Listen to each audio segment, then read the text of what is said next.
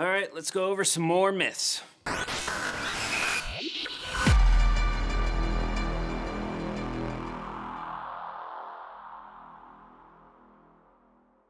Welcome back to the channel, guys. My name is Joe. Hope your workouts are going really well. And if this is your first time here, make sure you hit that subscribe button and the notification bell down below. I'd really appreciate it. And like I said, today we're going to go over 3 more myths in the fitness industry. Now, I did a video previously on 3 myths, and if you haven't seen that one, you can view it by clicking on it up here. But today I want to go over 3 more because on that last video, a lot of people asked if I could make a series out of this. They wanted more of it, so here we are doing that. So we're going to go over the myth about BCAA supplementation, how that's not necessary, how barbells are actually not necessary either in some cases. In some cases they are, but in other cases they aren't. Not always the necessary thing to use.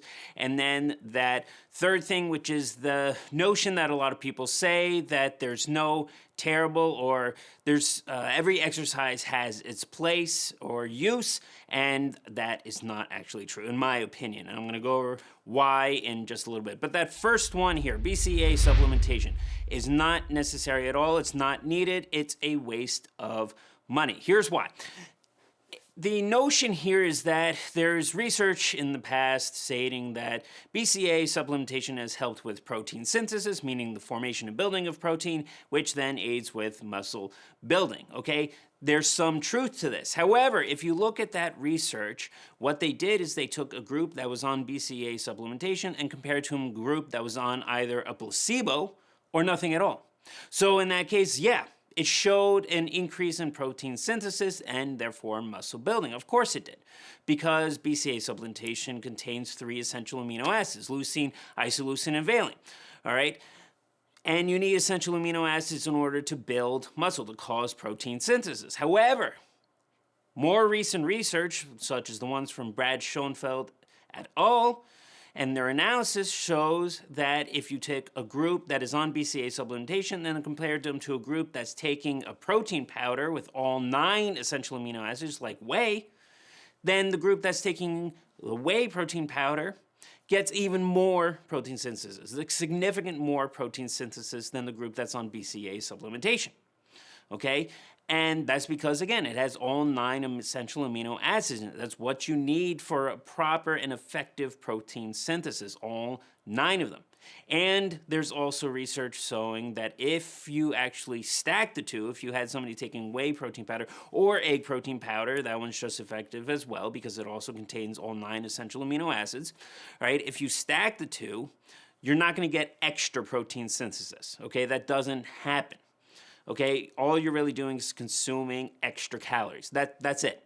And there's very little research proving that it aids in recovery. There's research out there showing that, or suggesting that it aids in recovery, that it helps to alleviate DOMS, delayed onset muscle soreness, but again, from Brad Schoenfeld et al. And their analysis and review of the research, if you actually took a group that was on BCAA supplementation versus a group that had proper recovery, meaning they're eating the proper whole foods and maybe taking a protein powder and getting good adequate sleep and stuff like that, then in that case, BCAAs doesn't aid in additional recovery. So what the researchers were showing that did show the recovery was that they had a group that was on BCAA supplementation versus a group that was on nothing or just a placebo. In that case, yeah, again, it's going to help with recovery. But if you have a group that's doing proper recovery, meaning proper foods and protein powder and stuff like that, then in that case, yeah, BCAA is pretty much useless. So that is the first myth, guys. BCAAs is a waste of money. The second one here, barbells. All right, I may be getting a little controversy with this. Okay, some of you I'm sure are going to disagree with, but the fact is that barbells are just a simple tool. They have some cases where they're going to be necessary or useful, other cases not so much. All right, if you compete in powerlifting or strongman or in weightlifting, Olympic weightlifting, in that case, yeah, barbells are going to be necessary. You have to train with them because your competition involves them. All right, same with CrossFit, okay? They're necessary in that case. You need to use them. And they're a great tool for developing overall strength, all right? But when it comes to hypertrophy, barbells are not necessary at all, Right? You can get adequate, and in fact, you can get extremely good and effective hypertrophy without barbells. That's the truth. I know some of you probably aren't going to agree with this, but that is, in fact, the truth. All right? It's just simply a tool. Dr. Pat Davidson honestly put this best, where he just recently actually made a video talking about it on his Instagram, stating, it's just nothing more than a 7-foot metal rod with the cylindrical plates that you put on the end of it. That's all it is. It's just another tool that you have at your disposal. Some places it's necessary to use it, or it can be used. Other times it's not necessary at all. Okay, hypertrophy is one of the instances where it is not needed. It's just not. If you took a bodybuilder like an IFBB pro and had them do a program for a year without any barbell movements, would they look the same? Would they still make progress? Yeah, they would. Okay, and so would you. So this is another myth, because so many people state that you need to do the compound movements, you need the barbell movements. They're great for beginners. In some cases, yes, that is true. If you're an absolute beginner, then yeah, they're great. If your goal is basically just strength or getting as strong as possible, you're competing powerlifting, something like that, then yeah, they're great. If your goal is hypertrophy or just overall as much muscle as possible or to look good, then not so much, all right? That's the truth. It just depends on the situation, all right? Third one, and then this one might actually be a little bit even more controversial, which is the fact that not every exercise has its place. You hear it all over the social media from a lot of people. They say that there's no bad exercises. Every exercise has its place, so forth and so forth. This is not honestly true. There are some exercises that, kind of like the barbell, it's not necessary and is a waste of time, okay? It's not going to aid in your overall goal any extra. A good example of this, you know what I'm talking about, is the front raise. You take a dumbbell and you front raise like this, all right, to get your anterior deltoid here. That is very common to see all over the place for people to do. They think that it's going to aid in getting this, the front part of your shoulder here. And it does. But it's a redundant, unnecessary exercise. This is because your anterior deltoid, all right, is getting stimulated way effectively from all your pressing movements you do.